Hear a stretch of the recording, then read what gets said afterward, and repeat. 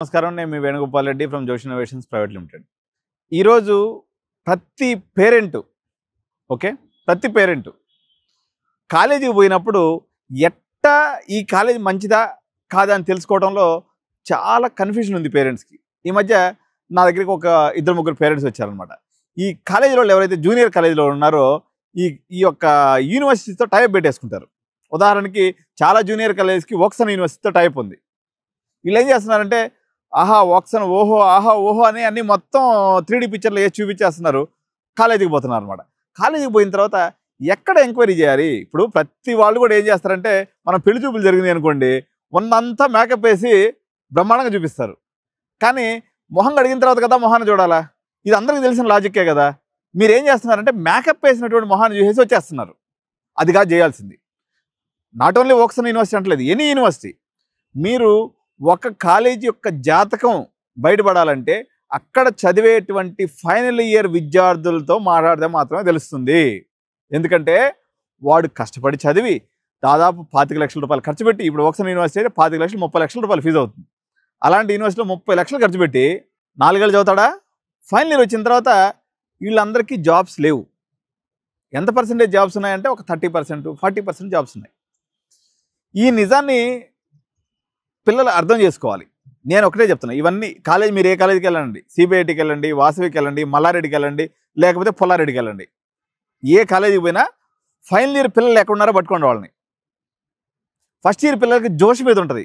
అబ్బా నాకు సిఎంఆర్లో వచ్చేసింది, అబ్బా నాకు వోక్సన్లో వచ్చేసింది, అబ్బా నాకు సిబిఐటిలో వచ్చేసింది అని మురిసిపోతుంటారు. ఈ మురిపం 4 ఏళ్ల దాకా ఉండింది అనుకో, అది నిజమైన మురిపం అని, అది నిజమైన పెర్ఫార్మెన్స్ ఆఫ్ ది కాలేజ్ అని. అర్థమైందా? 4 ఏళ్ల తర్వాత వీడికి ఉత్త చెంబు ఇచ్చి పంపించినాడు అనుకో, అప్పుడు వాడికి రగిలిపోయే మనసు ఉంటుంది అనమాట. నిజాలు మొత్తం అట్టా గక్కేస్తాడు. పోయిన పని 10 నిమిషాలు అయిపోద్ది.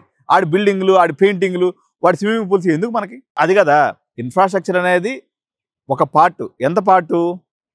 100% అనుకుంటే టోటల్ ఇంజనీరింగ్ అడ్మిషన్లో మీకు ఈ యొక్క ఏదైతే ఉందో మన కాలేజ్ ఇన్ఫ్రాస్ట్రక్చర్ ఏదైతే ఉందో అది కేవలం ఒక 30% పార్ట్.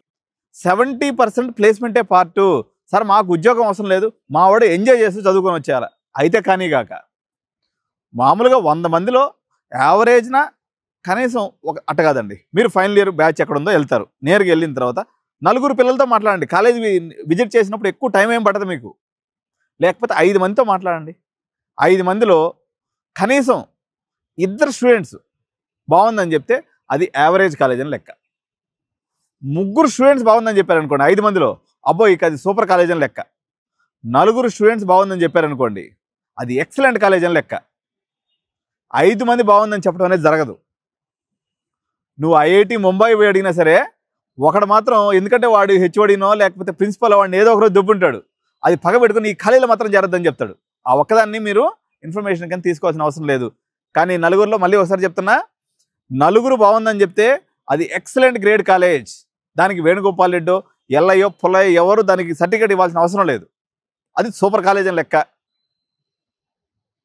3 బాగుందని చెప్తే మంచి కాలేజ్ అని లెక్క. 2 బాగుందని చెప్తే అది యావరేజ్ కాలేజ్ అని చెప్ప.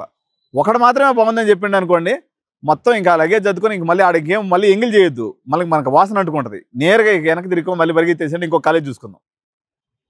ఈ విషయాన్ని మాత్రం ఎట్టి పరిస్థితుల్లో పేరెంట్స్ స్కిప్ చేయొద్దు. తప్పనిసరిగా ఇటువంటి విలువైనటువంటి సలహాలు, మీ సమయాన్ని ఏం చేస్తారో చెప్తాను చూడండి. మంచి ఆడిటోరియం చూపిస్తాడు ఏమే. ఇంకా తర్వాత వీళ్ళు ఒకటండి, పేరెంట్ ఎప్పుడు కూడా అనాలిసిస్ చేసుకోవాలి. నేను వోక్సన్ యూనివర్సిటీ అంటే లెగసీ చూడాలండి. వేణుగోపాల్ లెగసీ ఏంటి అంటే నేను 20 ఏళ్ళ నుంచి దీంట్లోనే పడి ఉన్నా, అదే నా లెగసీ.